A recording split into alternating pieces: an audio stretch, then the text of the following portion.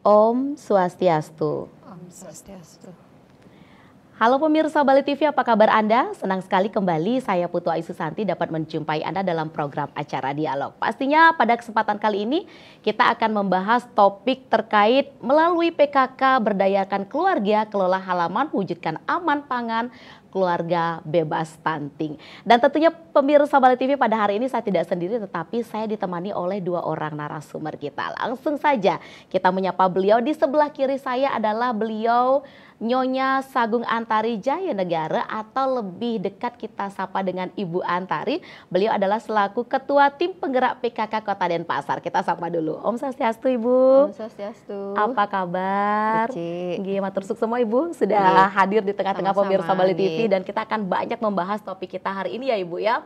Dan di sebelah beliau adalah selaku dosen Poltekkes ahli gizi. Beliau adalah Ibu Pande Putri Sugiani DCN MKes. Om Swastiastu Ibu.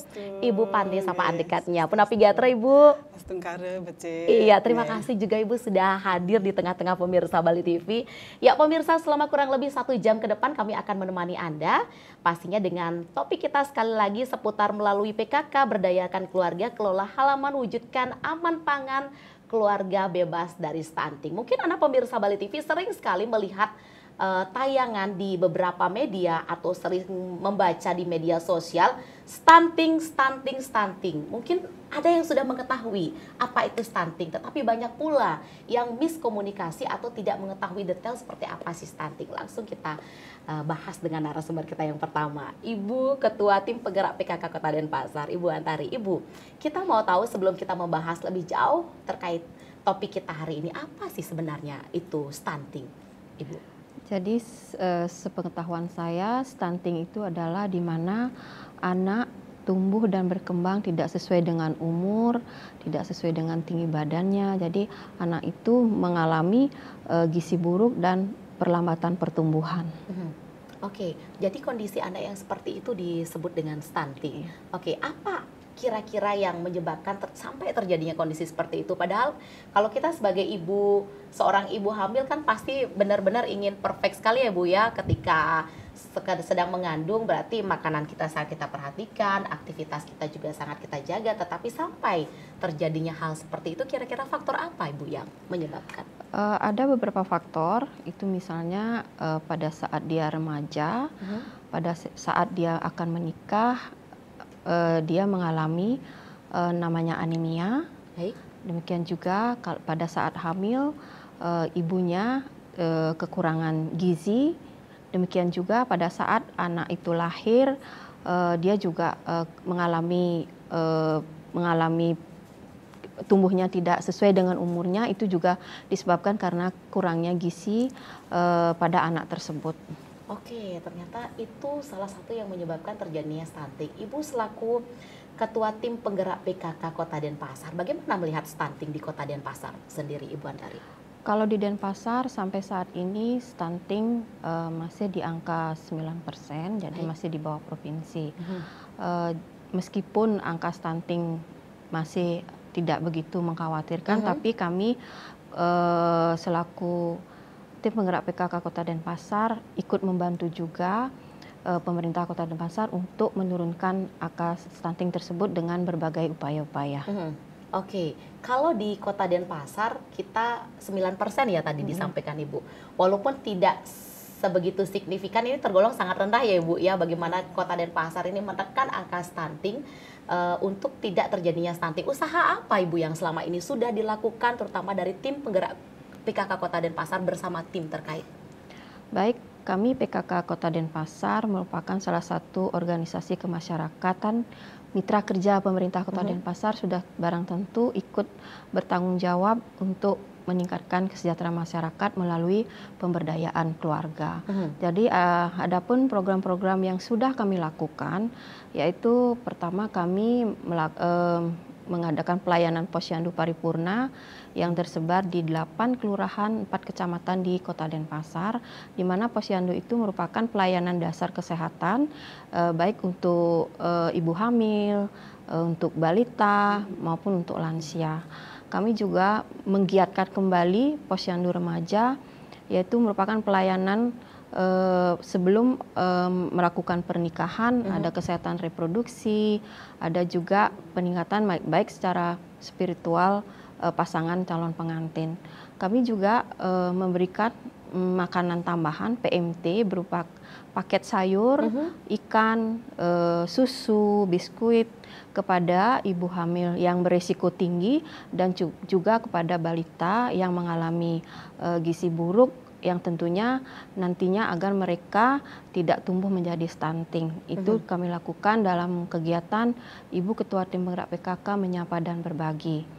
Kami juga melakukan menggerakkan Aku Hatinya PKK melalui pembentukan taman-taman pangan keluarga dengan memberikan bantuan bibit tanaman pangan kepada kelompok-kelompok dasawisma yang tersebar di desa, kelurahan, Kota Denpasar, tentunya bekerja sama juga dengan berbagai perguruan tinggi, dengan pihak swasta maupun OPD terkait.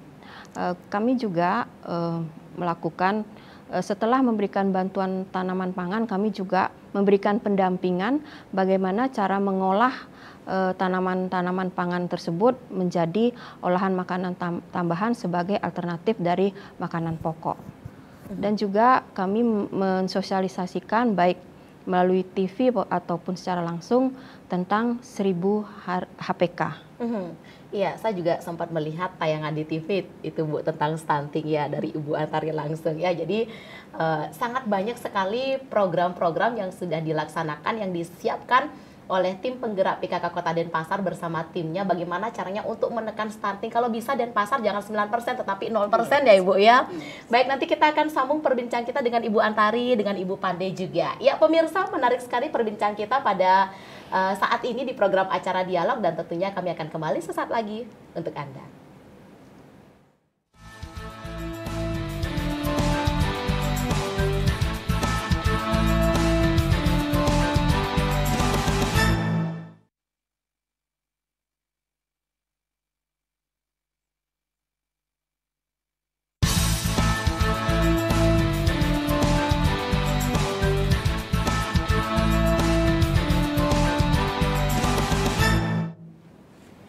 Ya, pemirsa Bali TV masih di program acara Dialog dan kita saat ini sudah berada di segmen yang kedua. Masih dengan Ibu Antari selaku Ketua Tim Penggerak PKK Kota Denpasar dan di sebelah beliau adalah Ibu Pande.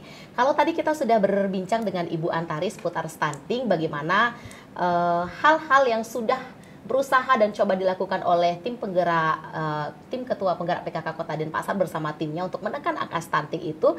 Langsung sekarang kita ke Ibu Pande. Ibu, sebagai seorang yang berperan di bidang atau di ahli gizi dapat dikatakan Ibu, bagaimana Ibu melihat tentang stunting khususnya di Kota Denpasar saat ini? Silakan Ibu. Terima kasih pemirsa Bali TV.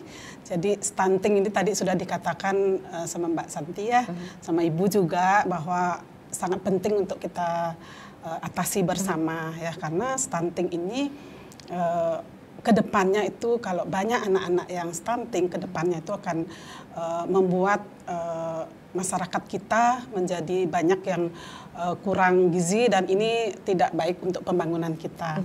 Jadi tadi sudah disampaikan juga oleh Ibu bahwa stunting itu adalah suatu kondisi ya di mana pertumbuhan dari anak balita khususnya itu kurang. Ini faktor penyebabnya adalah kondisi kekurangan gizi kronis. Nah, jadi perlu saya garis bawahi di sini yang stunting itu bukan hanya pertumbuhan fisiknya yang kurang. Jadi kadang-kadang di masyarakat kan sering terjadi salah kaprah bahwa stunting itu anak saya pendek. Jadi pendek itu berarti anak saya stunting. Jadi di sini harus kami garis tengah ya. Jadi jangan sampai dijudge seperti itu karena yang namanya stunting itu tidak hanya karena menyebabkan pertumbuhan yang pendek, tetapi juga berhubungan dengan kognitifnya. Jadi pertumbuhan tubuhnya pendek, kemudian perkembangan otaknya kurang. Nah ini ya yang berbahaya untuk kedepannya. Nah untungnya untuk di Denpasar, karena memang di Denpasar itu angka stunting untuk di Bali itu paling kecil. Dan memang di Bali itu secara nasional memang juga kecil rata-ratanya, yaitu sekitar 10,9. Tapi kalau di Denpasar 9. Dan kita di Denpasar juga akan dicanangkan nanti angka bebas stunting ya. Jadi untuk tahun kedepannya bebas stunting, dan program-programnya itu sudah dijalankan. Jadi kita yakin bahwa Denpasar nanti akan menjadi salah satu wilayah di Bali khususnya dan menjadi percontohan untuk angka bebas stunting ini. Oke, Ibu, terkait masalah gizi, apa yang mau disampaikan kepada pemirsa Bali TV agar yang berhubungan dengan gizi ini bisa menekan angka stunting? Seperti yang kita harapkan bersama, kalau Denpasar angka stuntingnya 9, tapi tidak menutup kemungkinan Denpasar itu bisa 0 stunting ya Ibu ya.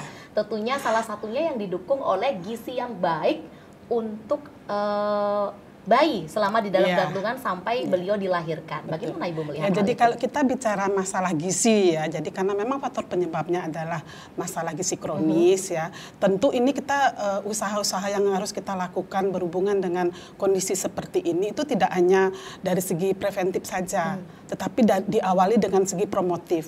Jadi untuk segi promotif ini sudah dilakukan. Ya, jadi pemberian edukasi kepada terutamanya di 1000 hari HPK ini ya. Dan kemudian yang menjadi titik utama kita untuk pencegahan terjadinya stunting ini adalah bagaimana kita mengelola remaja-remaja putri kita, calon pengantin untuk menjadi remaja yang sehat. Ya, jadi remaja yang sehat itu adalah remaja yang bebas anemia. Baik. Ya, jadi kalau remaja ini bebas dari anemia, kemudian dia menjadi calon pengantin, ya, kemudian kita beri dia edukasi, ya edukasi di mana bagaimana kita menjadi seorang calon pengantin yang nanti akan menjadi calon ibu, ya. Jadi dari bagaimana pemenuhan gizinya, kemudian bagaimana dia memberikan pola asuh yang baik kepada calon anaknya nanti. Nah, tentunya nanti harapan kita ke depannya anak-anak yang dilahirkan dari anak-anak ya remaja yang sehat ini akan terbebas dari stunting. Kemudian yang kedua adalah bagaimana kita memperhatikan ibu hamil. Ya, jadi remaja putri kemudian dia menikah, kemudian hamil. Nah, ibu hamil ini tentu kita juga harus perhatikan dengan baik ya. Jadi karena ketika hamil sampai kemudian anak itu berumur 2 tahun itu namanya 1000 hari kehidupan, ini harus mendapatkan asupan gizi yang cukup.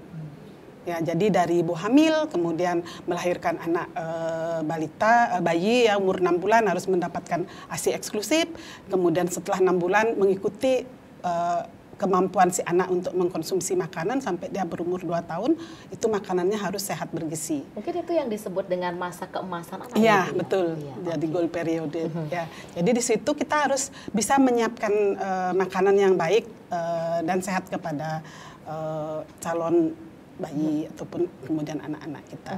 Nah, di samping itu setelah umur 2 tahun ini kita juga harus terus menyiapkan anak-anak ini menjadi anak-anak yang tubuh sehat. Ya, jadi sampai dia berumur balita 5 tahun ya. Nah, ini program-program ini yang harus kita fokuskan untuk promotifnya.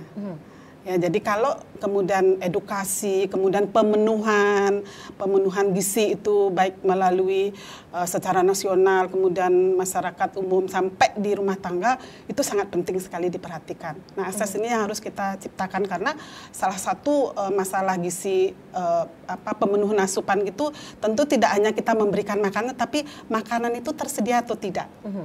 Jadi nanti itu arah kita adalah bagaimana di tingkat keluarga itu ketersediaan pangan itu menjadi pusat dalam kita memberikan makanan.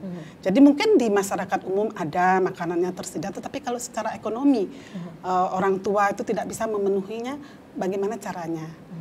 Nah, nanti pemenuhan itu tidak hanya di dalam kita memenuhi ataupun mencegah terjadinya stunting itu kita tidak bisa bekerja karena memang kalau sudah stunting itu masuk sektor kesehatan ya.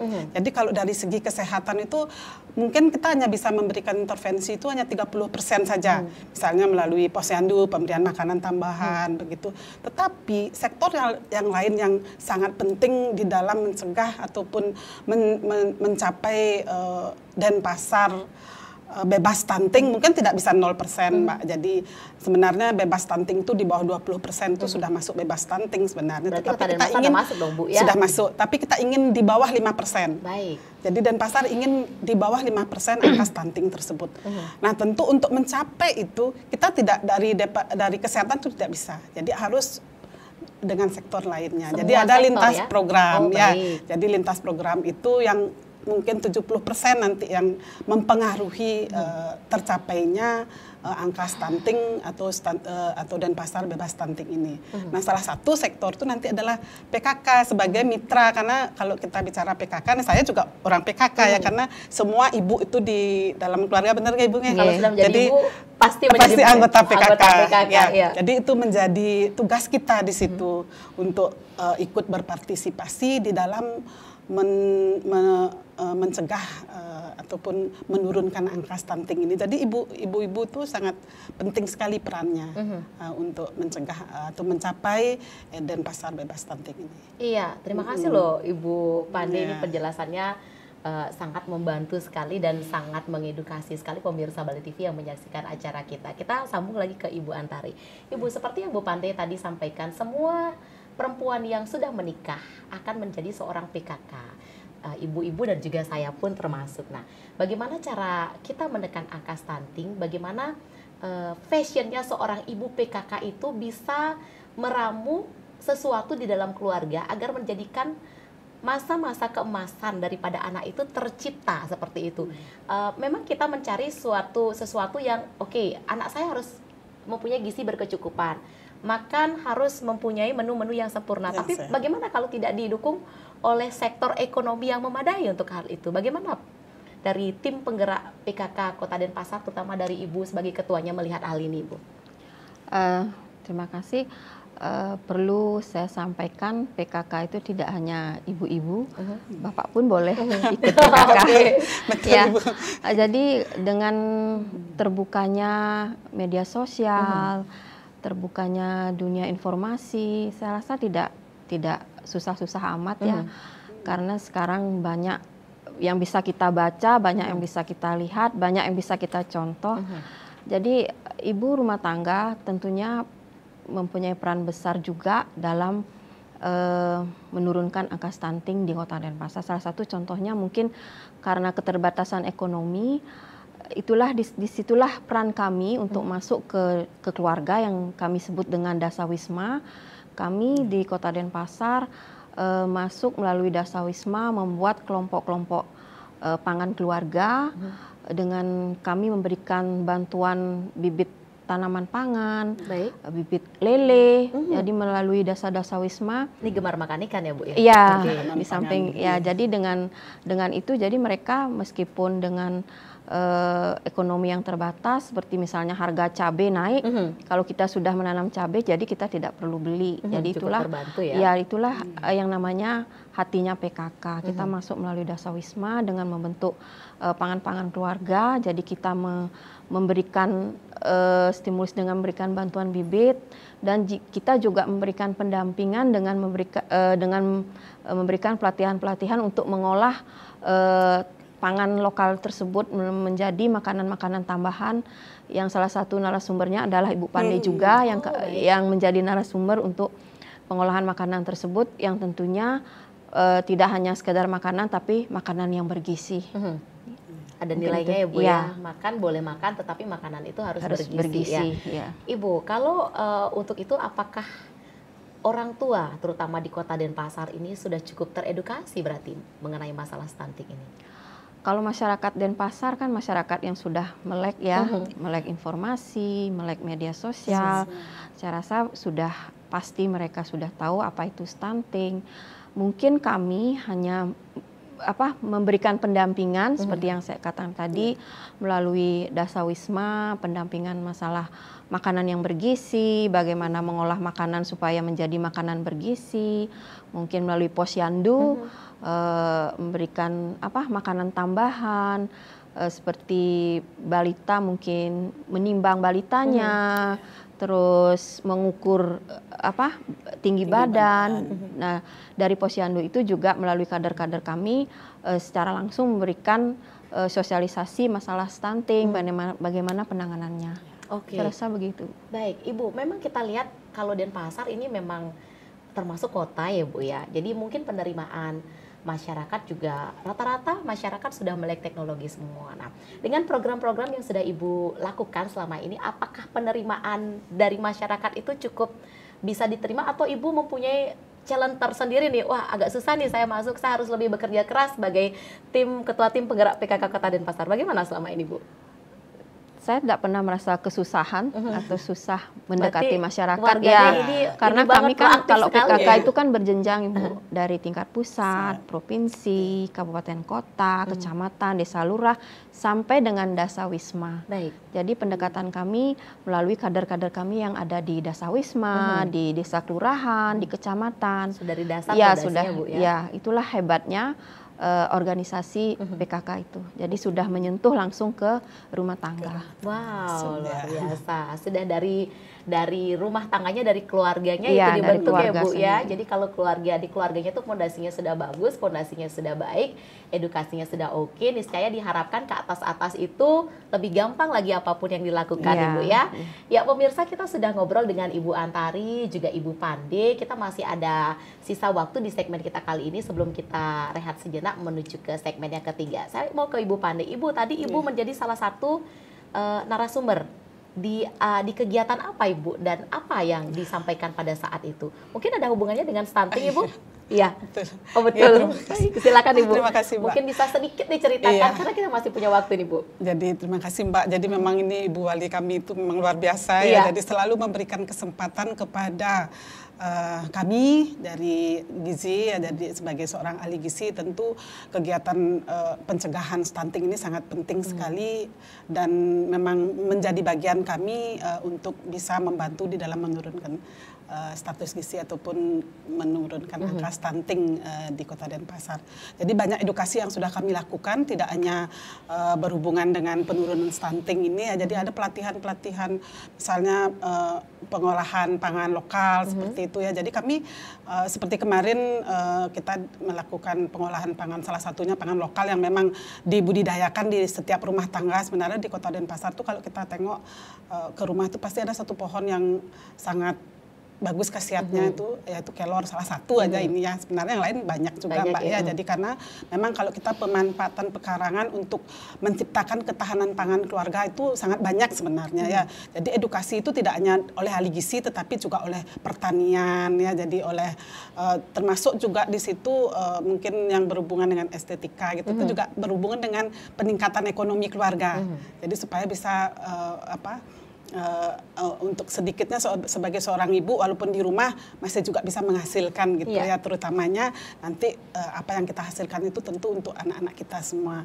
Nah, salah satunya adalah bagaimana kita kalau kita berhubung dengan pangan lokal yang khususnya yang ada di dalam rumah tangga melalui hati PKK tersebut. Banyak sebenarnya Mbak kegiatan hati PKK itu kalau kita buka gitu ya, karena kan seperti kata Ibu, media itu sangat membantu bagi kita yang dikatakanlah di perkotaan itu yang sebagian besar sudah melek media, kemudian melek pingin tahu pengetahuan apa-apa gitu ya. Kita tinggal klik saja ya, apa sih sebenarnya hati PKK itu ya. Jadi di situ ditanamkan bagaimana kita menciptakan halaman yang kecil itu pun masih bisa bermanfaat.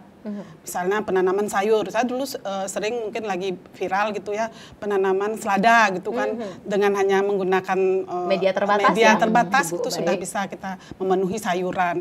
Kemudian ada juga tumpang sari. Jadi di ember diberikan bibit lele, kemudian di atasnya diisi kangkung. Jadi itu sudah dua sumber protein dapat, sumber vitamin mineral dapat. Oke, ya, Ibu, jadi kita ini tahan dulu nampaknya. Ini ceritanya Bu Pande, saya tertarik juga nih pemirsa. Nampaknya pemirsa Bali TV juga sangat tertarik nih, medianya sederhana, terbatas, tetapi pemenuhan gizinya itu dapat semua ya Bu ya. Ibu Pande, kita tahan dulu. Nanti segmen berikutnya saya akan undang Ibu untuk kembali menceritakan bagaimana pengalaman Ibu Antari. Kita tahan dulu juga. Ya, pemirsa, kita masih ada segmen berikutnya. Nanti di segmen ketiga kami akan kembali untuk Anda.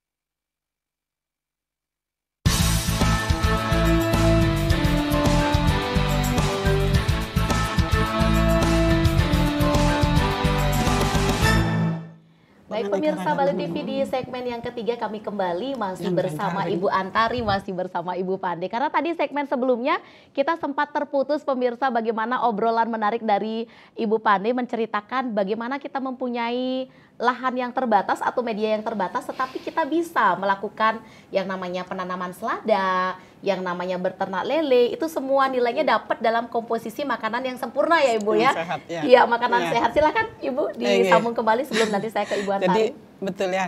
Jadi kalau stunting itu disebabkan oleh kekurangan gizi kronis yang salah satunya mungkin akses untuk makanan itu kurang ya. Jadi berhubungan dengan sosial ekonomi ya. Jadi pemanfaatan pekarangan merupakan salah satu yang bisa kita gunakan untuk mendapatkan makanan khusus untuk keluarga ya. Baik. Tadi ada sayuran bisa kita tanam di rumahnya dengan pot. Toh dalam keluarga sekarang kan keluarga kecil ya, hanya untuk 3 orang begitu Iya. mencukupi. Kemudian ada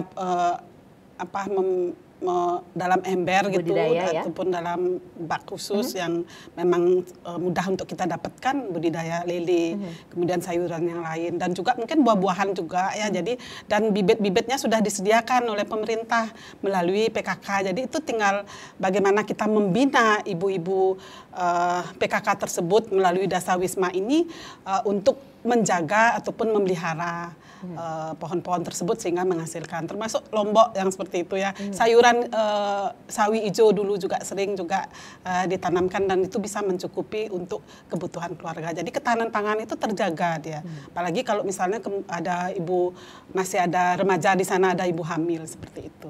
Oke, wah terbantu sekali ya Ibu ya. Ini di keluarga cukup kompleks ya Ibu ya, yang bisa dilakukan sederhana tetapi berarti banget untuk anggota Betul, keluarganya, ya. anak-anaknya, suaminya, ibunya semua jadinya terjaga, makanan sehatnya itu dapet ya Ibu ya, dengan menanam di rumah saja padahal Iya. itu. Ibu, melihat hal ini yang sudah dilakukan juga di Kota Denpasar ya Ibu ya. Dari penjelasan Ibu Pande tadi, kita kembali ke bagaimana posyandu itu di Kota Denpasar, Ibu. Bagaimana posyandu di Denpasar dan tingkat partisipasi orang tua sendiri untuk melihat perkembangan putra-putrinya selama ini di posyandu, Ibu? Baik, posyandu di Kota Denpasar untuk tahun 2022 kami ada 8 lokasi posyandu di Baik. kelurahan yang tersebar di 4 kecamatan Kota Denpasar. Partisipasi posyandu, kedatangan posyandu itu sangat baik sekali. Kami melakukannya posyandu paripurna itu selama 3 bulan, dan setelah itu nanti diharapkan menjadi posyandu mandiri. Jadi dari kehadiran posyandu itu cukup baik, apalagi kalau lansia, mereka sebagai ajang pertemuan dengan sesama lansia. Dapat ngorte ya, Bu, Ya, kalau dapat bahasa Bali. dapat ngerumpi. Demikian juga dengan ibu hamil ataupun dengan balita. Di samping mereka juga bisa bertemu, mereka juga bisa bertukar informasi tentang kesehatan. Mungkin mereka bisa nanya, Bu, anaknya, bayinya umur berapa, berat badannya, kok anak saya begini, kok anak saya enggak Bisa mau sharing makan. berarti, Ya, Bu. Baik. mungkin di samping itu kan ada juga pemberian makanan tambahan, karena kader-kader kami kan sudah dilatih juga dengan pengolahan makanan tambahan. Jadi mungkin mereka bisa sharing tentang variasi makanan di posyandu atau tentang kesehatan lainnya. Jadi partisipasi posyandu di Denpasar cukup tinggi. Oke, apakah ada terobosan-terobosan yang dilakukan PKK di Denpasar terkait persoalan stunting selama ini, Bu? Tadi sudah kami sebutkan upaya-upaya kami. Kami juga tidak hanya menukik kepada permasalahan siapa yang stunting, tapi kami juga meningkatkan kapasitas kader kami untuk penanganan stunting. Misalnya kami juga melakukan sosialisasi melalui permainan simulasi dengan menguji ke pengetahuan dari kader itu dengan kuis siapa bisa. Itu dilombakan sesama kader-kader kami. Jadi dari yang setelah diberikan pengetahuan semacam itu, nanti mereka menjadi narasumber di lokasi mereka masing-masing. Oh baik, itu terobosannya luar biasa sekali ya Bu ya. Ini banyak hal atau banyak program yang sudah dirancang diharapkan dapat menekan juga angka stunting? Karena Ibu Pani sekali lagi tadi disampaikan tidak mungkin 0 ya Ibu ya. Karena tadi angkanya berapa Bu? 5 ya? Harapan kita ke depan tuh adalah di bawah 5%. Di bawah 5%. Oke. Ibu, tadi juga dibahas sama Ibu Antari mengenai bagaimana isi posyandu itu, bagaimana menyiapkan makanan-makanan olahan juga dan lain sebagainya. Saya juga melihat kalau memang ada posyandu kita pasti diberikan suatu makanan tambahan ya Ibu ya. Sebagai seorang ahli gizi, bagaimana Ibu melihat hal ini? Apakah perlu ditambahkan dari yang sudah ada selama ini atau bagaimana kombinasinya Ibu? Silakan Ibu. Mungkin masukan karena Ibu seorang ahli gizi, karena Ibu lebih mengetahui mungkin dalam hal gizi atau makanan. Ya, silakan Ibu Pani. Ya, terima kasih ya. Jadi kalau di posyandu itu memang selalu diberikan pemberian makanan tambahan. Jadi khususnya pada anak balita, tetapi tidak dimungkinkan juga pemberian makanan tambahan itu diberikan kepada yang hadir ibu hamil maupun pada lansia. Karena biasanya posyandu yang ada di Kota Denpasar, selain posyandu anak-anak, di situ juga bergabung lansia ibu hamil ya, karena dengan harapan yang namanya posyandu kan pelayanan terpadu ya. Jadi di situ tidak hanya kita memberikan penimbangan, kemudian pengukuran tinggi badan, juga di situ ada edukasi.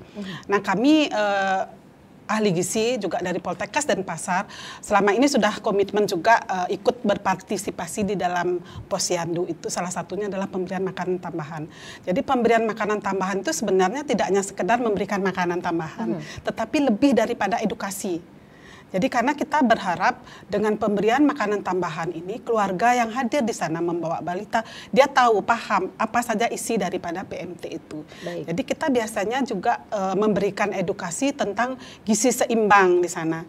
Gizi seimbang baik untuk balita, gizi seimbang untuk remaja, gizi seimbang untuk ibu hamil ya. Jadi tergantung daripada sasaran yang hadir ketika di posyandu itu.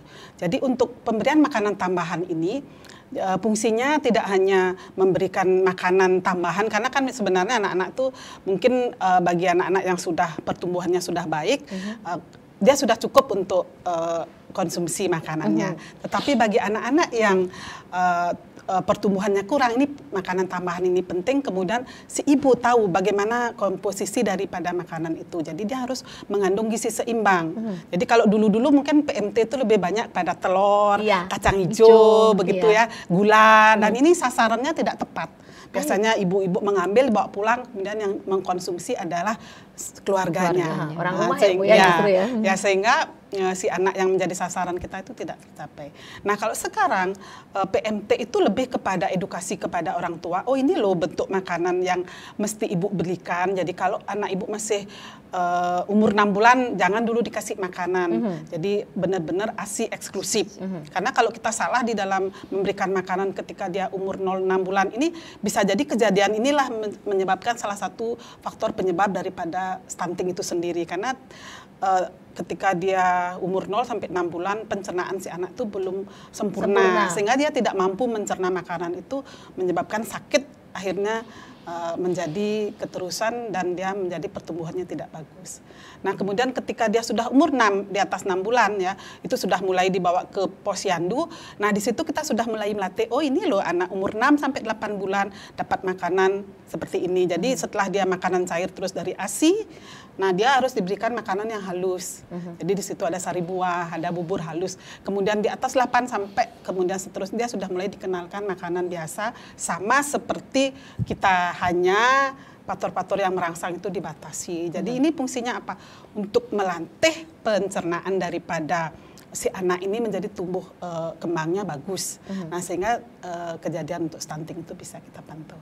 Jadi prinsipnya makanan yang kita berikan itu harus isi seimbang. Jadi mengandung karbohidrat di sana, mengandung protein di sana, mengandung vitamin mineral di sana, dan melatih si anak untuk merasakan bagaimana makanan-makanan tersebut, karena nanti itu akan mempengaruhi bagaimana dia mengkonsumsi makanan selanjutnya. Oke, berarti tidak hanya cukup makanan itu makan porsinya banyak, tetapi tidak memenuhi yang namanya gizi, karbohidrat, vitamin, ya Bu, gizi dan sebagainya. Oke, Ibu, diajak untuk memberikan atau diajak untuk melatih, begini loh caranya ngolah, diajak nggak Bu selama ini atau bagaimana Bu? Iya. Jadi itu salah satu, selain memang makanan sudah jadi kita berikan, kita juga melatih ibu-ibu yang hadir di sana. Apalagi ibu-ibu baru, Oh ya, Bu, betul, gimana bagaimana caranya ya? caranya mengolah. Iya. Jadi bagaimana caranya mengolah makanan apa yang dapat meningkatkan ASI, makanan apa yang bisa meningkatkan asupan makanan, bagaimana cara mengolahnya. Jadi ini juga sangat penting sekali ya. Jadi ketika di Posyandu itu kebetulan kami juga untuk Posyandu Paripurna ini kami juga menyebarkan mahasiswa kami dari jurusan Gizi Poltekkes Denpasar untuk ikut berpartisipasi dalam Posyandu Paripurna ini. Jadi di seluruh kecamatan yang kebetulan memang ada, kami khususnya di Kesiman Kertelangu, setiap Posyandu itu kita sudah melatih juga bagaimana memberikan pemberian makanan tambahan dengan melihat isi piringku ya. Jadi isi piringku gizi seimbang itu wajib diketahui oleh seorang ibu sebenarnya. Walaupun kami gizi seimbang itu programnya sudah lama sekali, mungkin masyarakat itu masih kurang pemahamannya. Oleh karena itu dengan melalui Posyandu ini, pemberian makanan tambahan ini, program gizi seimbang dengan melihat isi piringku bisa kami jalani. Seperti itu. Jadi ini salah satu juga faktor untuk meningkatkan atau mencapai angka stunting itu. Jadi Denpasar bebas stunting itu. Iya, itu isi piringku. Isinya apa sih, Bu? Tentu. Itu saya penasaran, Bu, karena saya seorang ibu rumah tangga juga nih. Anak-anak saya kecil-kecil, Bu. Mungkin saya adalah mewakili seluruh pemirsa Bali TV yang mungkin ibu-ibunya lagi nonton Ibu tayangan kita di Bali TV. Isi piringku itu apa sih, Bu, isinya? Nah, kalau kita bicara isi piringnya, Ibu tilik sendiri ya. Jadi kalau kita mau makan ini, jadi mau apalagi makan. ibu yang senang simpel, nasi sama telur aja tiap hari ya nggak sih, Bu? Iya, itu nanti bintilan. Iya, Bu. Jadi kalau kita melihat isi piringku, jadi mungkin saya tidak akan bosan sebagai seorang ahli gizi menyampaikan tentang gizi seimbang, bagaimana kita melihat aplikasi gizi seimbang itu melalui isi piringku. Baik. Jadi apa sih isi piring yang kita berikan kepada anak kita itu adalah cermin daripada kita memberikan pola asuh kepada anak kita. Jadi apa isinya? Itu pertama tentu sumber karbohidrat sebagai zat tenaga. Ya, kemudian yang kedua, nah sumber karbohidrat ini juga harus dipahami, ini tidak hanya beras, tidak hanya nasi. Baik. Ya, jadi kita sudah program pemerintah itu namanya diversifikasi pangan. Jadi kita tidak tergantung pada satu pangan, khususnya untuk karbohidrat ini. Berarti non beras ya, Bu? Iya, non beras. Kemudian yang kedua itu adalah sumber zat pembangun. Baik. Itu adalah protein, baik dari nabati maupun dari hewani. Jadi sumber zat pembangun ini sangat penting untuk anak balita karena ini akan membangun untuk pertumbuhan, perkembangan otaknya. Jadi kalau ini protein ini kurang, ya anak-anak kita tidak bisa menjamin ke depannya apakah anak itu akan menjadi anak yang tumbuh kembangnya sehat. Dan yang tidak kalah pentingnya itu adalah sayur dan buah. Nah, ini sayur dan buah ini di Bali, mungkin di Indonesia asupannya masih kurang. Walaupun kalau di Bali, kita bicara di Bali, Purnamo ada Banten isi buah, Kajang Klion ada Banten isi buah. Apalagi Hari Raya Galungan Besar itu buahnya sampai banyak, berkilo-kilo. Tapi apakah itu kemudian dikonsumsi oleh masyarakat kita? Utamanya untuk anak-anak masih belum bisa kita jamin. Jadi oleh karena itu vitamin mineral yang terdapat dalam sayur dan buah ini sangat penting sekali untuk apa? Untuk membantu metabolisme daripada karbohidrat yang terdapat di dalam makanan-makanan pokok tadi, kemudian sumber protein hewani itu supaya bisa diproses di dalam tubuh. Jadi itu yang harus kita lihat nih. Oh, ada sumber karbohidrat, nasi atau kentang atau mie atau ketela atau singkong dan sebagainya. Kemudian ada sumber protein, ada telur, ada ikan, ada ayam, ada apa lagi yang memang sumber protein, ada tahu, ada tempe, dan tentu ada sayur dan buah. Kita harus lihat itu, Mbak. Jadi di dalam isi piringku itu yang mencerminkan. Jadi tidak hanya sekedar nasinya sebejembul gitu, tapi tidak ada ikannya, tidak ada. Kalau orang Bali kan B itu ikan ya. Ikan itu bukan berarti ikan laut gitu, tapi bisa ayam, bisa telur. Yang itu yang harus kita tilik ini di makanan kita. Nah, untuk anak tentu beda. Jadi untuk anak umur 6-8 itu bagaimana porsinya. Untuk yang anak 2 tahun sampai 5 tahun bagaimana porsinya. Untuk kita orang dewasa bagaimana porsinya. Untuk ibu hamil bagaimana porsinya. Jadi itu ada penyesuaian porsi-porsinya. ya, ada porsinya. Ya. Oke. Penjelasan ini pemirsa Bali TV, penjelasan dari Ibu Pande, salah satu ahli gizi yang juga kita datangkan di tengah-tengah pemirsa Bali TV, juga menjadi salah satu pelajaran yang penting terutama buat saya loh Ibu. Ini menyentil saya. Ya, bagaimana menyiapkan sesuatu yang sebenarnya proper dan cukup nilai gizinya untuk keluarga ya Ibu ya. Ini PR besar juga sebagai seorang ibu. Ibu, kita tahan dulu, kita masih punya satu segmen di segmen yang terakhir. Baik pemirsa, semakin menarik perbincangan kita di program acara Dialog hari ini dan kita akan kembali di segmen terakhir untuk Anda.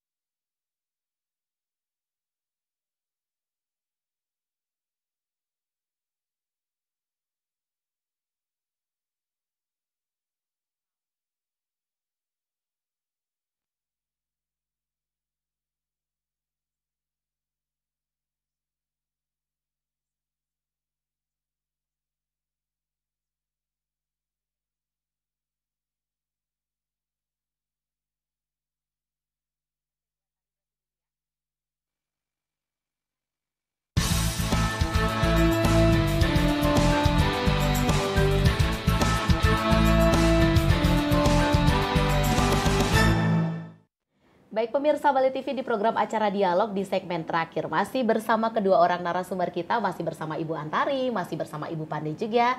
Kita akan menyambung perbincangan kita terkait topik yang kita angkat hari ini ya. Kita ke Ibu Antari dulu Ibu. Kita mau menyinggung tentang jenis pangan lokal Ibu yang membantu upaya percepatan penurunan angka stunting. Boleh disampaikan mungkin kepada pemirsa Bali TV seperti apa maksud pangan lokal ini Ibu? Silakan. Baik, dengan berkembangnya teknologi, baik itu tentang teknologi menanam tanaman, kan sekarang tidak mesti orang menanam tanaman harus punya pekarangan yang luas. Iya benar. Kalau dulu kan estimasi atau bayangannya begitu ya, punya Bu, halaman yang luas, punya cari, ya, Bu, punya punya cari ladang dan sebagainya. Sekarang kan kita bisa menanam melalui pot. Iya. Salah satunya misalnya seperti tanaman lokal itu seperti kelor. Kelor sudah diakui oleh WHO adalah salah satu tanaman yang banyak mengandung gizi, mengandung vitamin, mineral, antioksidan. Jadi bisa ditanam dalam pot. Ya, jadi karena kelor itu adalah salah satu sekarang unggulan untuk tanam pangan lokal. Di samping juga tanaman-tanaman lainnya seperti labu kuning bisa diolah untuk makanan bayi dan juga umbi-umbian yang lainnya yang bisa kita tanam di pekarangan rumah. Jadi untuk alternatif makanan alternatif di samping makanan pokok yang kita biasa konsumsi sehari-hari. Jadi mungkin Bu Pande bisa menambahkan. Oke, silakan Ibu. Jadi kalau kita bicara pangan lokal ini sebenarnya salah satu cara pemerintah ataupun masyarakat untuk memenuhi kebutuhan gizi yang kalau kita bicara masalah ekonomi. Jadi pangan lokal itu sendiri adalah pangan lokal yang mudah kita dapat di daerah setempat. Jadi dengan harapan kalau pangan lokal itu tersedia di daerah setempat maka harganya akan menjadi murah dan kemudian mudah didapat. Nah, salah satu cara kita untuk mencapai pangan lokal ini adalah dengan penyediaan melalui pekarangan di rumah. Ya, jadi termasuk salah satunya adalah tadi mungkin sudah kita sebut juga kelor salah satunya ya. Kemudian pangan lokal yang bisa kita juga dapatkan di rumah dan kita bisa sediakan melalui pekarangan itu adalah sayur-sayuran lain ya. Kemudian juga mungkin buah-buahan ya seperti itu. Jadi pengembangan pangan lokal ini sangat penting sekali sebagai bagian daripada pencegahan terjadinya stunting di rumah tangga. Itu masuk dalam program Hatinya PKK, PKK. ya, Ibu ya. Oke, program Hatinya PKK ini adalah salah satu program dari unggulan ya Ibu ya, salah satu program unggulan yang menyangkut tentang pangan lokal. Pangan lokal. Ibu, sejauh mana penerimaan masyarakat Kota Denpasar tentang hal ini, Bu? Saat ini Untuk pangan lokal. untuk pangan lokal Untuk itu pangan sendiri. lokal, Karena Kota Denpasar kan kita tahu ya Bu ya, kota yang padat ya. Kalau di Kota Denpasar mencari yang namanya lahan untuk banyak, lahan yang khusus untuk menanam tanaman-tanaman seperti ini nampaknya agak susah ya Ibu ya. Makanya tadi disampaikan oleh Ibu bahwa lahan yang kecil, lahan yang sempit pun bisa dimanfaatkan untuk itu. Yang penting ada niatnya mungkin Ibu. Yang pertama untuk bisa menjadikan keluarga itu memenuhi gizi. Nah, di Kota Denpasar seperti apa Bu sekarang? Saya? Iya, Ibu Antari dulu. Seperti saya katakan tadi, melalui gerakan Aku Hatinya PKK, kami membentuk kelompok-kelompok pangan keluarga yang melibatkan dasawisma. Jadi tidak mesti harus di pekarangan rumah, mungkin pekarangan rumah ada beberapa, tapi kami juga membentuk kelompok-kelompok yang terdiri dari beberapa rumah tangga, membentuk taman pangan keluarga, dan kami memberikan bantuan bibit tanaman pangan yang nantinya setelah mereka panen itu bisa diolah menjadi makanan tambahan keluarga sebagai alternatif dari makanan pokok. Kami juga dibantu oleh beberapa perguruan tinggi, juga oleh pihak-pihak swasta, dan juga oleh OPD terkait di Kota Denpasar untuk memberikan bantuan tanaman-tanaman pangan tersebut. Ya, mungkin mau ditambahkan Ibu Pande? Nampaknya dari tadi ini saya mau nambahin Ibu. Jadi Boleh Ibu, silakan. Untuk penerimaan pangan lokal sebagai bagian daripada konsumsi makanan khususnya di Kota Denpasar, mungkin tadi Mbak Santi juga sudah bilang bahwa dengan meningkatnya modernisasi, kemudian datangnya berbagai bentuk makanan dari luar ya dan sebagainya, itu sebenarnya adalah merangsang kami untuk bagaimana caranya agar pangan lokal itu bisa diterima baik oleh remaja, oleh masyarakat secara umum. Jadi kami memberikan edukasi. Jadi di samping memang pangan lokal ini kita tanam di pekarangan maupun di dalam bentuk membentuk kelompok-kelompok yang nantinya di kelompok tersebut menghasilkan berbagai pangan lokal, sumber karbohidrat, protein dan vitamin mineral ya. Kami juga memberi edukasi bagaimana mengolah pangan lokal itu supaya diterima. Iya, itu dia. Ya, jadi misalnya katakanlah kelor yang merupakan unggulan dan memang bernilai gizi tinggi. Jadi jangan sampai kelor ini rasanya hambar, kelor ini rasanya langu dan sebagainya. Kita edukasi mereka. Kelor ini kita rubah menjadi puding, kelor ini kita rubah menjadi nugget, kelor ini kita merubah menjadi bagian dari stik. Jadi ini akhirnya konsumsi pangan lokal itu menjadi meningkat. Jadi ini terutamanya di keluarga dulu, karena memang kalau kita bicara bagaimana pola makan dari masyarakat itu kan mulainya dari keluarga. Jadi kalau di keluarga kita sudah melatih anak-anak itu dengan makanan-makanan yang sehat, kemudian dengan banyak memanfaatkan pangan lokal, tentu asupan pangan lokal itu menjadi meningkat. Dan secara otomatis dengan nilai gizi yang terdapat di dalam pangan lokal itu tidak mubazir gitu. Jadi keluarga sehat, anak yang dilahirkan sehat, dan tentu nanti menjadi sumber daya manusia yang sehat juga ke depannya. Ya. Di samping mengolah mungkin juga perlu cara menghidangkan yang lebih menarik. Jadi anak-anak akan tertarik untuk konsumsi, misalnya konsumsi sayur, bisa diolah, bisa seperti tadi bilang menjadi puding, kelor itu bisa menjadi puding, bisa menjadi brownies, jadi diolah biar dia berubah bentuk, tidak semata-mata kelihatan seperti kelor. Jadi mungkin juga cara bagaimana mereka mengemas kotak bekal untuk sekolah itu kan bisa dibentuk. Sekarang kan sudah banyak ada bentuk yang lucu-lucu. Mungkin itu salah satu merangsang anak-anak supaya terbiasa untuk mengkonsumsi sayur atau makanan yang dari rumah, tidak membeli makanan jadi dari luar. Iya.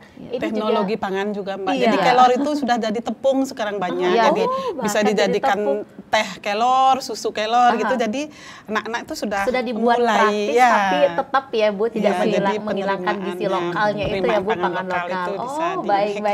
Ini sebenarnya menjadi salah satu bahan pertanyaan saya pemirsa Bali TV, tetapi sudah secara tidak langsung dijawab oleh Ibu Antari, dijawab oleh Ibu Pande. Karena kita kan masuk serapan bagaimana modernisasi ibu-ibu itu pingin sesuatu yang praktis ya Ibu ya. Betul, makanan siap saji yang banyak masuk ke kita sekarang. Betul. Tapi bagaimana dengan kehadiran yang namanya menu lokal atau pangan lokal itu tetap menjadi sesuatu yang menarik dan kita harapkan itu menjadi daya tarik yang cukup tinggi ya. Penyajiannya bagaimana? Ternyata kelor itu bukan hanya sekedar kelor yang dibuat sayur, saya dibuat sayur aja Bu. Kalau anak saya nggak suka ya udah saya gitu Bu. Ternyata bisa dibuat nugget, cookies juga. Cookies ya, jadi ternyata bisa jadi cemilan juga. Ya, kami sudah mencoba. PKK Kota Denpasar sudah kemarin memberikan pelatihan untuk mengolah kelor itu menjadi brownies, menjadi nugget, menjadi kue kering. Kemarin sudah kami coba dengan kader-kader PKK. Nanti dengan harapan mereka mengimbaskan ke posyandu atau ke dasawisma mereka masing-masing.